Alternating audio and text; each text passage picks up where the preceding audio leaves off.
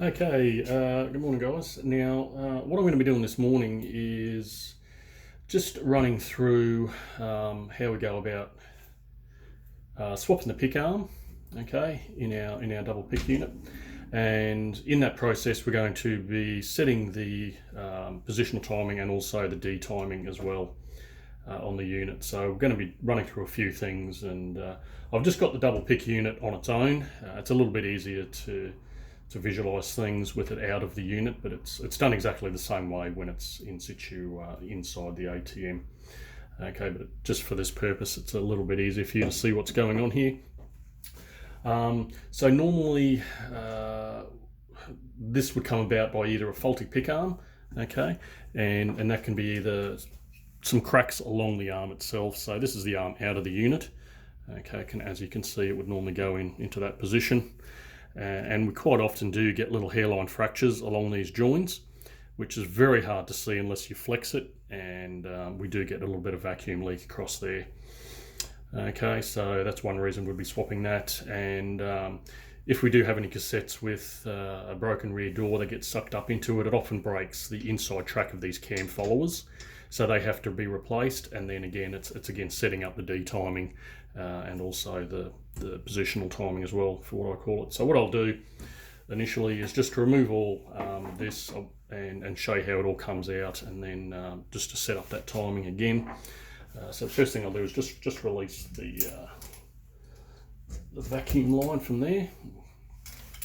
I'll just pop off the cam follower here. So there's just a circlip on there. Hopefully it just stays with me. And there's just a little washer that goes with that as well. Okay, I'll just put those aside. It's best to rotate that around and make sure that it comes off.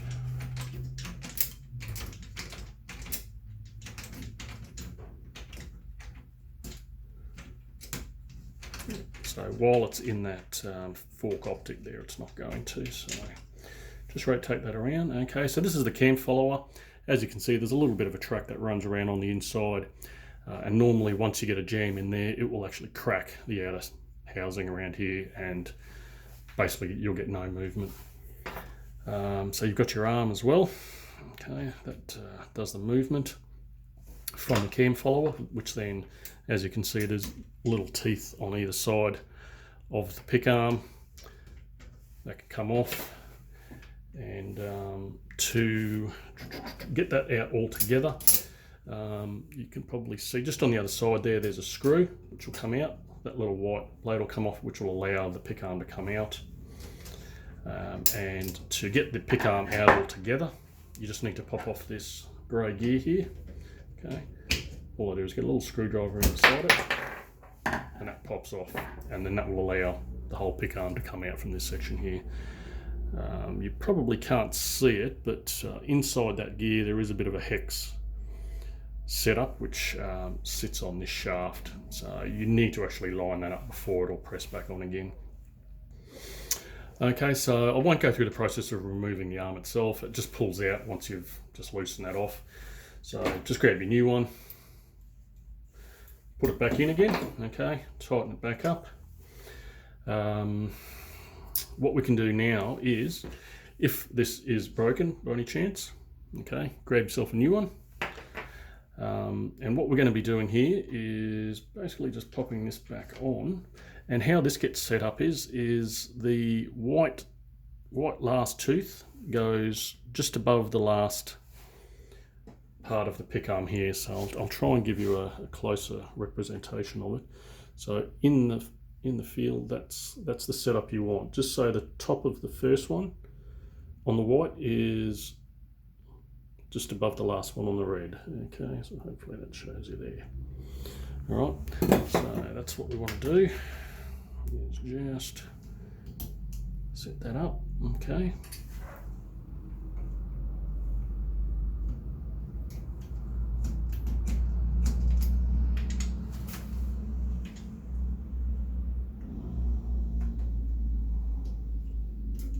That's it.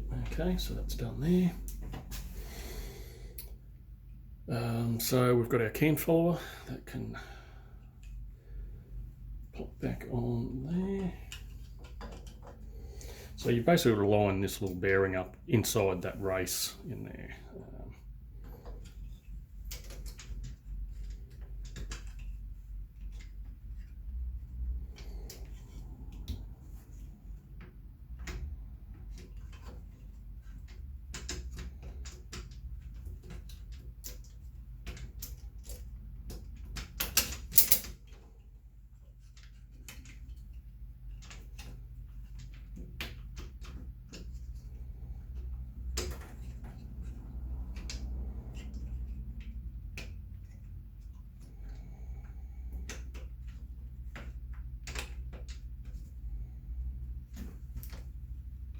That's it.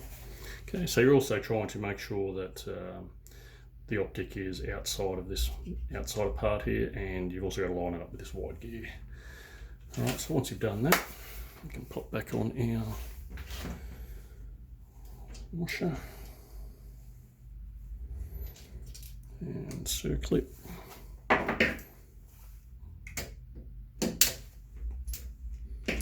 Alright, so now what we're looking to do is to set up our detiming.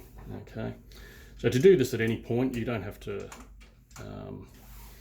be doing it just because you've replaced the pick arm, but generally when you replace that, you'll always have to reset the detiming, and you always do the detiming first and then the positional timing second. So what we're looking for is to isolate one of the rollers.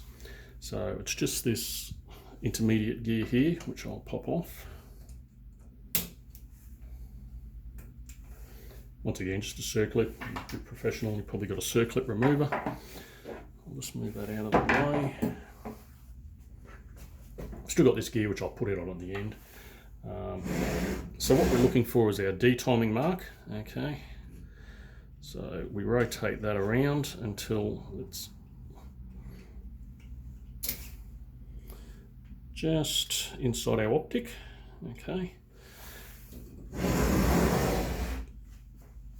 Then what we're looking for is our pick arm should be in the horizontal position, and we're looking to move our clear D roller to just kiss the surface of the black roller there. So because it's all isolated, I can do that. As you can see, hopefully you can see that. And then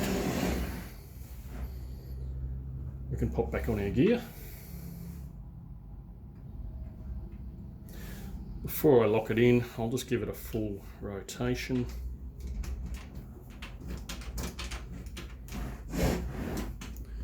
And just get it lined back up with the D. Okay, so the D is inside the optic.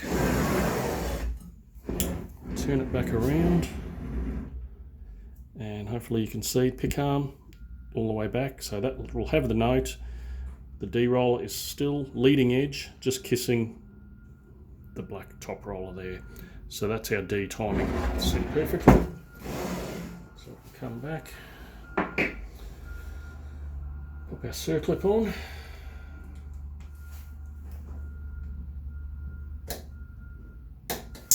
That's good, it didn't spring out into no man's land. Okay, and now I can pop this, oops, apologies for that. Our little sacrificial gear. So what I'll try and do is line up